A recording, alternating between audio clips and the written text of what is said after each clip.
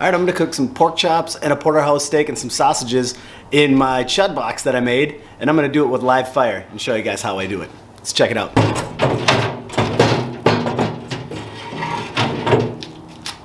Ooh, a little dirty. I like using these tumbleweeds. Works pretty good. And some cowboy lump.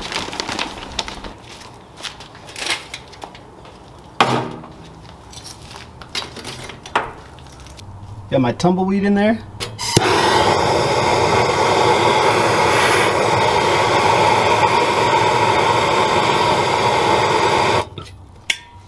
Let it flame up. Give this about 15 minutes to get some decent prepared coals. Now I could just stick the propane torch in there and let that buck if I was in a hurry to kind of like speed up the process. But those tumbleweeds work pretty darn well. Now what I'm doing is just starting those coals in the chimney with the one grate removed, so all this kind of initial smoke's not going to be charring up the grate. And then when it's ready and I dump, I can just slide this grate right over. Alright, got the extra thick cut pork chops and the porterhouse here, just sweating with a little bit of kosher salt. Alright, these guys have sweated quite a bit. You can see that glistening. Granted, these are really thick pork chops, so I'm not keeping them out on the counter too long, just to be safe, but this porterhouse we're going to leave out for quite a while, just because I want it to get up to room temp. These I just wanted to sweat a little bit, and I'll actually rotate those. And then pork chops, we're just going to get some of this Leroy Lewis Dalmatian Rub, which is super easy to make yourself. It's just salt and pepper basically, but it just seems to be like the perfect ratio, and I don't know. I like supporting other folks in what they're doing. Alright, and for the porterhouse, we're going to do that Texas brisket rub from Killer Hogs and some aw shit. Just for some color and a little bit of heat. It'll be good. And there it is in all its glory. And it's going to be absolutely delicious over some live fire. These guys too. Alright, so this is the wood I got. It's Kingsford hickory. You buy it at Home Depot or Lowe's. And I understand that this isn't the best wood to cook off of. Like, getting something that's not kiln dried burns a lot better and can impart better flavors, but I don't have a wood guy yet, so that's all I really have access to that's readily available, and it still turns out pretty good food. All right, this charcoal's all ready, so I'm just gonna dump it right over here on the left side. So again, that's more, it's gonna help get a coal bed going, but also to help light these logs.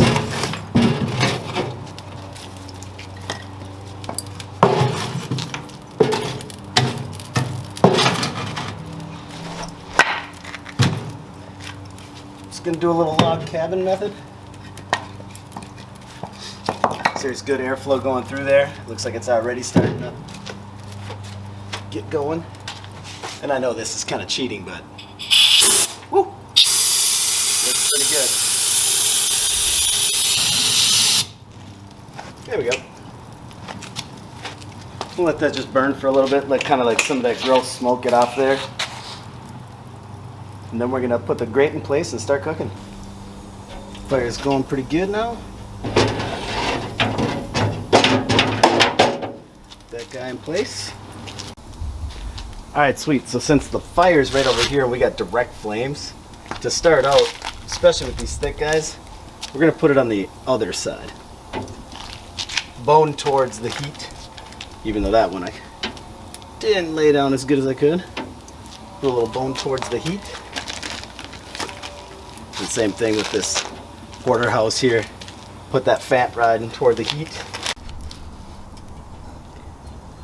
Flaming up pretty damn good.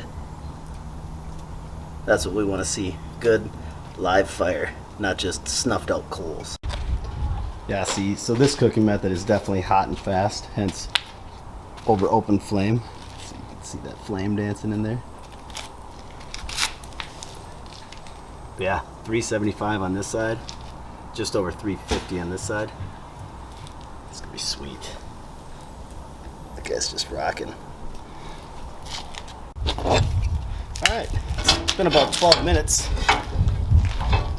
But you know what?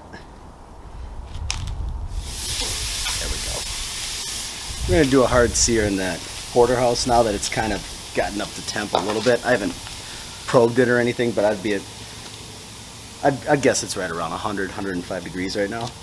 So I'm just gonna hit it right over those flames for about 3 minutes, turn it over, and then I'll temp it. And if it's where I want it, right around that 125-ish, then I'll pull it off and let it rest. If it needs a little bit more time, we'll just stick it over on the right and let it continue to cook. I'm also gonna be throwing these guys on. Blueberry wild rice sausages from McDonald's Meats in, I think it's Clearwater or Clear Lake, Minnesota. These things are awesome.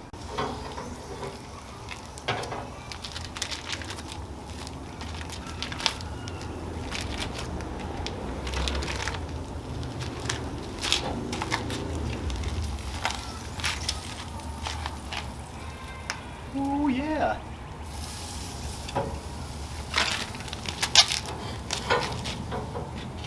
Alright, I'm gonna get that porterhouse off. Because, pretty darn certain that's got enough to it. It's been resting for about 10 minutes.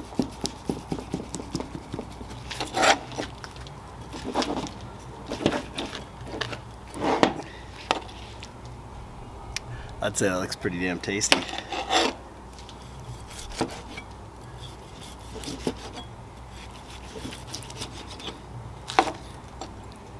Yeah. Oh yeah.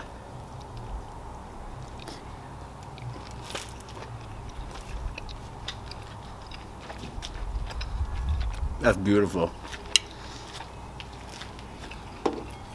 That rub's got some stank to it too, a little bit of heat, that aw shit.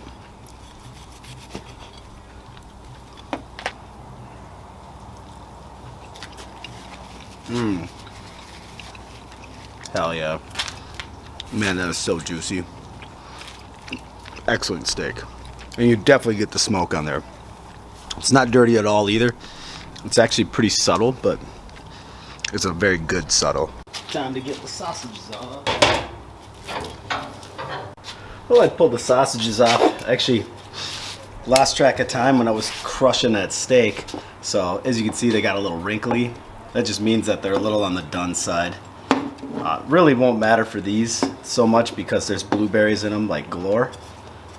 So they stay juicy no matter what. And so basically it's just a fancy way of saying they're pretty darn forgiving. There's blueberries in there. Wild rice. Delicious. Oh man. Woo. Always good. Look at that. So black pepper just kind of sticks out after it starts cooking for a while. Alright, let's see what our fire's looking like here. Still got a ways to go on the pork chops. Maybe another, I don't know, 20 minutes or so. Yeah, and as you can see, great coal bed, still some good flames. A little bit of smoke. The far right and the far left log are about maybe half consumed-ish, half burned up kind of. But yeah, so this one little log cabin is pretty much done the entire cook, and we definitely won't need more. Alright, these chops are coming off. Just tempt them in that right at between 152 and 158 internal. Just gonna let those sit and rest for about 5 to 10 minutes. Cut into them. Alright, these have been resting for about 10 minutes. Maybe a little bit longer than that, but wow, they are juicy looking. Super shiny. Smell awesome. Let's see what we got going on here. Oh yeah.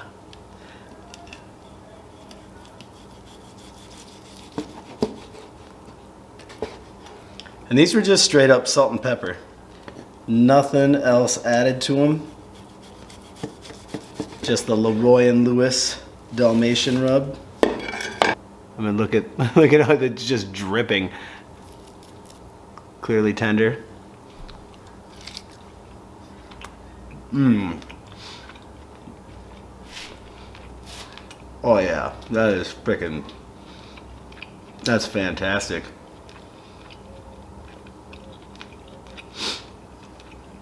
It's a simple flavor, but just juicy. It's like the perfect temperature right now. It's got a little hint of that wood smoke and that direct heat vibe. The salt and pepper works excellent. You could easily do this with any other seasoning, and it'd be, you know, just taste a little bit different based on whatever seasoning you use, but straight up direct heat and going with wood, open flame, it's a whole different dynamic. It's crazy. Man, that was good. Mm-hmm.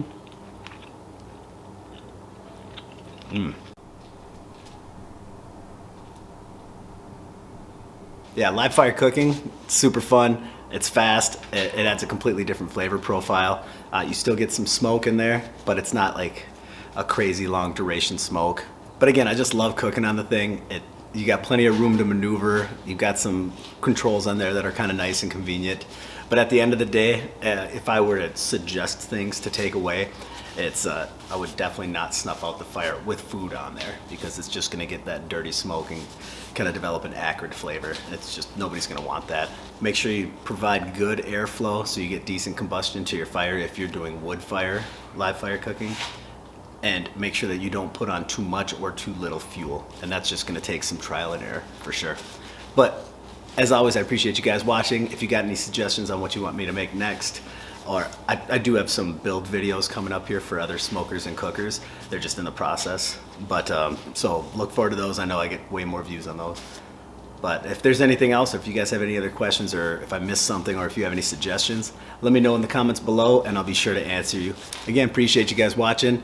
If I missed anything, or if you guys got something to add, just let me know. Like if you have a method of doing this, let me know in the comments below, because I'm definitely still learning. I don't know it all. I totally have just been building these things and cooking on them after watching Chud's BBQ, his YouTube channel. Excellent. If you haven't checked it out yet, I'll put a link in the description. Again, the motivation for these totally came from that channel, and it's awesome, and Bradley does a great job, so be sure to check him out. Until next time, you guys take it easy.